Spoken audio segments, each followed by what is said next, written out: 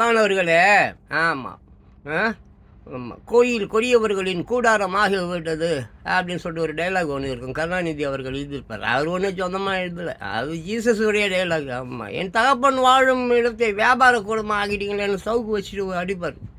இயேசுநாதர் தவிர வேறு எந்த இறை தூதராவது கோவில்களில் வந்து இவ்வளோ வியாபாரம் பண்ணுறான், இவ்வளோ மக்களும் பண்ணுறான், இவ்வளோ திருட்டு விஷயங்களெல்லாம் கோயிலுக்குள்ளே தான் இருக்குது. ஏன் இப்போ கூட கொஞ்ச நாளைக்கு முன்னால் ஒரு குட்டி பையனை வந்து கடத்திட்டானுங்க.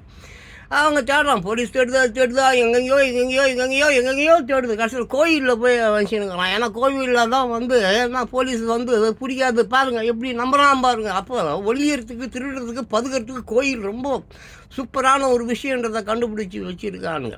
நான் சொல்கிறது புரியுதுங்களா?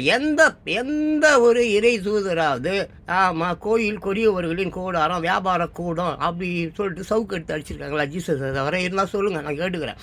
அதே மாதிரி இப்போது அந்த மகாவீரர் இருக்கிறார்கள் இல்லைங்களா, அந்த ஜெயின்ஸ் எல்லாம் இருக்காங்களே, அவரும் ஒரு 5 விஷயத்த சொல்கிறார். இயேசுநாதர் எல்லா புராணங்கள் எல்லா வேதங்களும் 5 விஷயத்த சொல்லுது. பொய் சொல்லாத, திருடாத, ஏமாத்தாத, தன்னுடைய மனைவியை தவிர வேற ஒருத்தர் மனைவியை கனவுல கூட எண்ணி பார்க்காது. இது மாதிரி விஷயங்கள் எவனாவது ஏங்க அந்த சமயங்கள் வேதங்கள் எவ்வளோ அற்புதமான விஷயங்களை சொல்லியிருக்கு. அதன்படி இந்த சமயத்தை ஃபாலோ பண்ணுறவன் அவன் எவனா வேணாம், எந்த மதக்காரனாக வேணா இருக்கட்டும், ஒரு 18 மதம் இருக்குது.